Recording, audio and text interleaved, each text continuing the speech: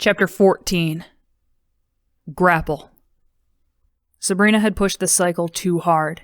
The polycarbon cover of the last battery was melting, the viscous liquid dripping through the frame of the cycle onto the street below. The drips traced Sabrina's path through Fortinbras, down closed streets, over construction barriers, against the legal flow of traffic. When the power finally died and the steering column of the cycle locked, Sabrina coasted down a hill until she reached the intersection of Bakkanen and Avalos, where she leapt off, leaving the cycle to wobble into traffic. She was already halfway down the block when she heard a CRP crash into her riderless cycle. She didn't look back. The afternoon jams were just beginning. People were clogging the sidewalks, so she kept to the street where a pedal cyclist's shoulder hit her face as she collided with him, her momentum turning him end over end. She got up and kept running.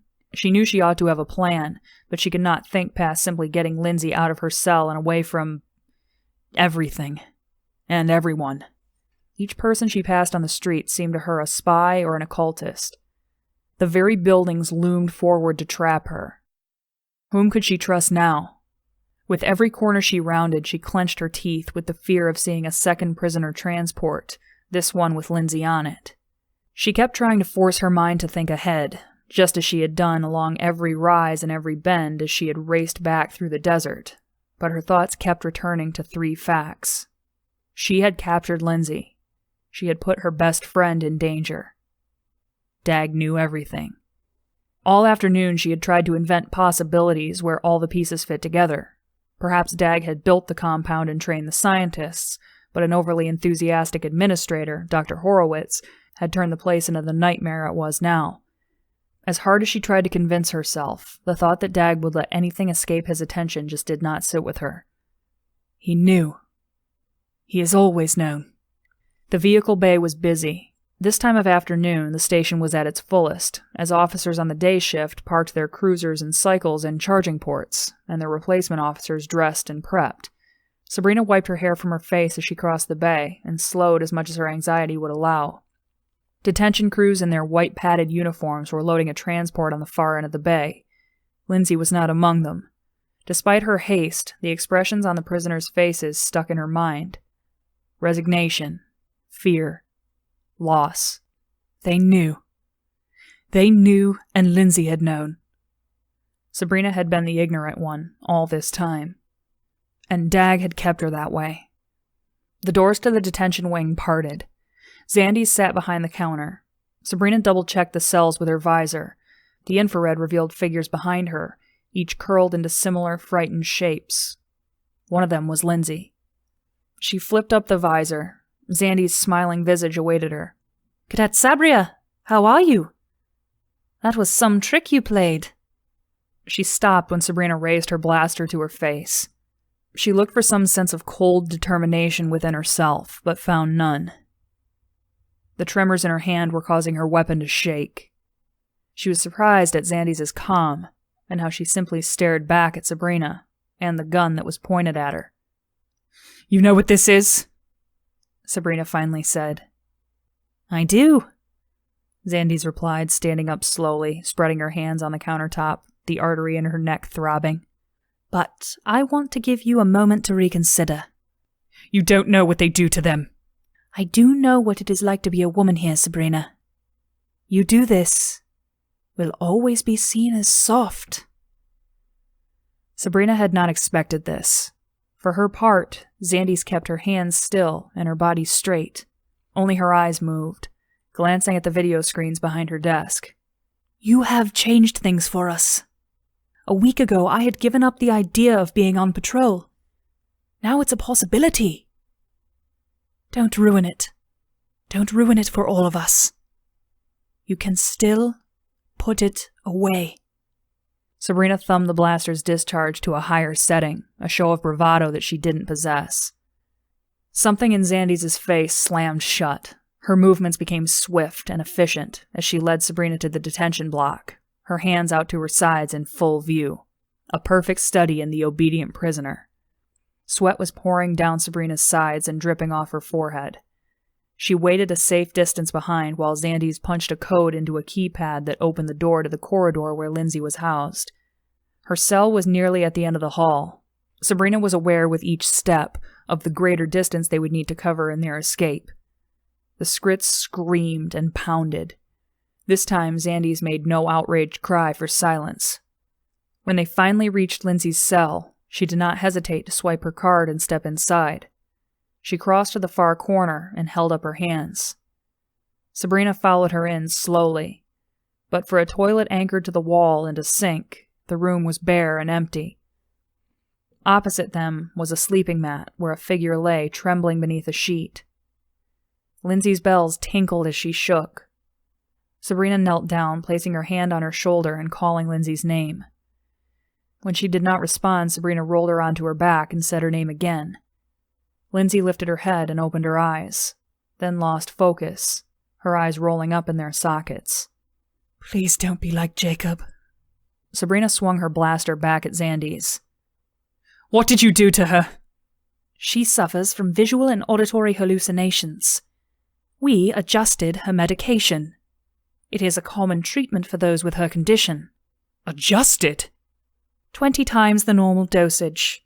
It usually results in an increase of symptoms for about 24 hours, but when they subside, the patient is normally completely cured. She turned to Lindsey, shaking her.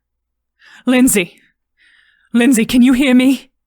"Sabrina," Lindsey said, her speech slurred. Her hands tightened around Sabrina's arms. "I knew you were coming." "We're going." "She has a blaster." Sabrina snapped her head around to see Xandy standing with her legs apart, a blaster in her hands. "Xandy's, if you saw what they did," Sabrina said. "I don't care," Xandy said. "I gave you your chance. Now face the wall." Sabrina's blaster was still in her hand, but she had lowered it when they had checked on Lindsey. Xandy's had her. She repeated her command. Sabrina was turning to the wall when Lindsey began to speak. It was her distant voice, a whisper, the same voice she used when speaking from that place where her visions came. "You snapped the kittens' necks by a sewer, then dropped them in," she said, the sibilant words echoing off the bare walls. "The first one went straight in, but the second, it dropped by the lip and rolled. I can see it, too. Through your eyes. That stayed with you the longest. How its body, the fur, soft, cushioning it so it barely made a sound. Body turning so loosely and relaxed down into nothingness. It was such a contrast to when they were alive. When they were alive and moved." The whites in Xandy's eyes had grown large, and her body was as rigid as stone. Lindsey's eyes blinked rapidly as she fought to remain lucid. Her hands trembled as she clutched the edges of Sabrina's suit. "Xandy's," Lindsey said. "Your parents gave you and your sister the kittens. Then your sister got sick and died, and you could not understand how they could have lived. Pets, animals. And your sister died. So you killed them both. Told your parents they had run away." The barrel of the gun moved, and something strange began to happen to Xandy's face. It started with a deepening of the creases at the corner of her mouth, then spread to her neck, where her tendons corded. The muscles on her jaw bunched, and she shook her head back and forth. "Nobody knew. Nobody could know." Her head nodded forward as if her breath had stopped. Finally, she shut her eyes and was racked by sobs. Her blaster clattered to the floor as she wrapped her arms around herself and dropped to her knees. I was the pretty one," she coughed. "She was the tough one." She doubled over and touched her forehead to the floor. Sabrina swiped up her weapon and turned to grab Lindsey. Xandy's crawled across the room, her hands slapping the bare floor before she grabbed Lindsey's gown in her fists. Tell me she is in a better place. Please." Lindsey did not respond. Upon standing, she had lost consciousness again, falling into Sabrina's arms. Sabrina struggled with her weight with one arm, while fending Xandy's off with the other. She pried the prison guard's fingers loose, no longer able to bring herself to shoot her, even with a stun. In the corridor, Sabrina could barely hear the screams and moans of the other prisoners over the rush of blood in her ears. Lindsey woke and made token motions with her legs as if walking, but that only slowed them further. Halfway down the hall, Sabrina threw her over her shoulder and began to run, stopping when they reached the door at the end of the corridor. It was locked. Sabrina tried Derp's pass, but it had been deactivated. Sabrina was lifting her blaster to the keypad when Lindsey's eyes snapped open. 425896771. Sabrina punched the code in, and a green light flashed just before the door slid open. How did you know? I just see everything. I looked at the keypad, and I could see all the times those numbers had been punched. I could see all the people brought through the door. I can see them when they come here looking for us in a few minutes. I can't make it stop. Sabrina carried Lindsey past the admissions desk and walked toward the hall that led to the vehicle bay, her weapon drawn. Lindsey hissed. Left, through that door. That's not the way to the... Do it! They're coming! Sabrina pushed open the door to a storage closet. Footsteps sounded behind them. She flung Lindsey in ahead of her and swung the door closed, leaving it open just a crack behind them. 2 officers passed. As Sabrina pushed open the door again, Lindsey shuddered and whispered, "Wait, one more." On cue, a 3rd officer ran past. "It's all right. Go," Lindsey said from the back of the closet. "You can see them coming?" "Yes. Hurry." Lindsey turned them down 2 more hallways. They were not the turns Sabrina would have taken to the vehicle bay, but each time they narrowly avoided officers or detention guards. While they waited in a hallway for a delivery boy to turn the corner, Lindsey mumbled, "They know." "They know what?" "That you betrayed them." A siren pierced the air above them, sounding throughout the building, announcing a detention breach. A voice crackled in Sabrina's earpiece, announcing that Cadet Sabrina had just assaulted an officer and was trying to escape with a prisoner. Then it went dead. They had cut her off from the network. "Crite!" Sabrina said, remembering what they did to criminals who assault officers, and wondering how much worse it would be for a cadet. "Turn now." "What?" "Turn now. Right." Sabrina obeyed, pulling them down a narrow corridor lined with windowless offices, each closed and locked. It was a hallway she had never seen before, and one she never would have taken. Sabrina hefted her up to her shoulder. Lindsey's muscles still had a relaxed, rubbery quality to them. They proceeded on a circuitous route through the station, each turn allowing them to elude officers on their way to the detention wing. The end of the hall opened into a wing of the station under construction. They passed between piles of building materials, idle construction machinery, and through curtains of plastic sheeting.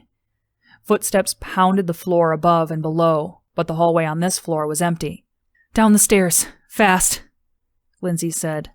Sabrina kicked open a door to a nearby stairwell, her feet flying from one step to the other as she descended onto a floor that smelled of fresh paint. "Through the door. Shoot from left to right." Sabrina opened the door with her shoulder and charged through, weapon raised. She was in one of the new teaching wings on the station. Classrooms lined the corridor. 3 figures came running around the corner simultaneously.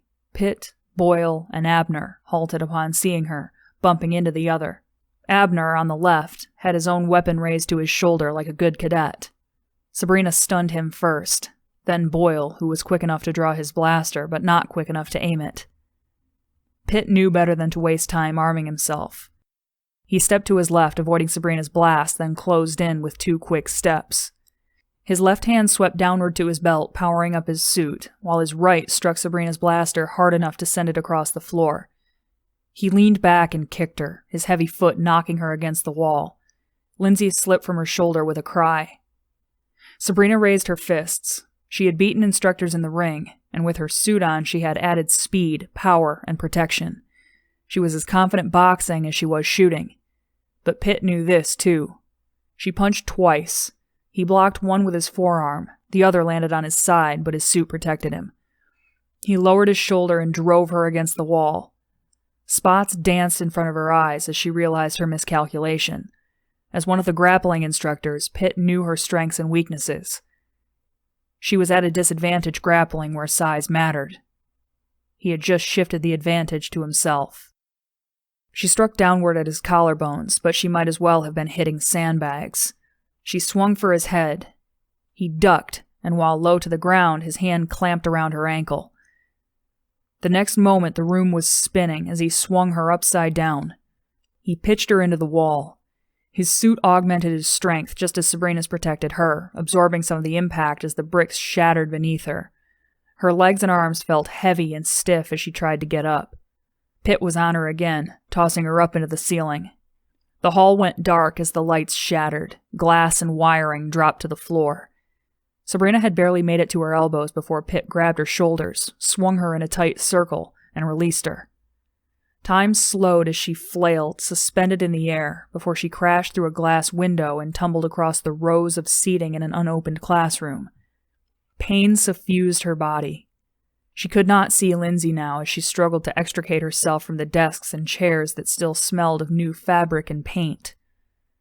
Pitt had flung her through one of the observation windows where instructors could monitor students while taking exams. Now he was kicking at the locked door. Sabrina scrambled for the window, but her head was spinning, her movements clumsy and uncoordinated. The door burst open. Pitt stretched out and caught her by the leg. She spun and swung for his face, but she was too slow. He grabbed her by the belt and flung her down on a desk. He did not leave time for her to recover. He yanked her up and slammed her onto the desk again. Her shoulders and back felt as if they would splinter to pieces. Pitt lifted her above his head once more and drove her for a third time into the desktop. This time it cracked and collapsed. Sabrina tasted blood in her mouth as she tried to rise. Pitt curled an arm around her hips and threw her end over end into the corner of the room. She lay where she had slid down the wall, a shard of the desk she had managed to grab brandished in her hand. When Pitt came in again, she stabbed him, but the wood simply splintered against the mesh of his suit. He grabbed her neck now, the adhesive grips of his gloves activating and tearing at her skin. Her feet were off the ground, and he began to clamp down with irresistible pressure. Spit gathered on his lips as he spoke through clenched teeth. "Now you learn your place." Sabrina's breath wheezed in her throat. The room darkened. Her swipes at Pitt were useless. She had one option left. She aimed her grapple at the exposed flesh of Pitt's neck, but he anticipated her and struck her wrist. The grapple fired wide, the line whizzing over his shoulder. A smile crept into the corner of his mouth. "Would have killed me, shooting that into me. That's all the justification I need." The pressure around her neck increased. Her sight was failing her, but something punched through the growing hood of unconsciousness. A sensation in her fingertips as electrodes in the derm links of her gloves relayed messages through her nerve endings to her brain. Her grapple had locked onto something. Her last thoughts before oblivion took her was simply retract. In the new suit, a mere thought was enough. Her arm pulled straight. The winches sprung to life and dragged some object across the floor with a loud screech. A desk slammed into the back of Pitt's knees, dropping him against its top. He released Sabrina. She gasped, snapping off one of the desk legs as she hit the floor. The broken desk tipped, dumping Pitt. He sprung up just in time for Sabrina to connect. The first strike stunned him, snapping his head sideways. As he wobbled, Sabrina wound up and swung again. This time the desk leg broke off in her hand, and pieces struck the wall along with a string of Pitt's blood. He fell with a heavy thud alongside the wreckage of the destroyed classroom. Only a few inches of the leg remained. She threw the piece on Pitt's motionless body and limped outside through the door Pitt had shattered. Boyle and Abner were still unconscious, left where she had stunned them.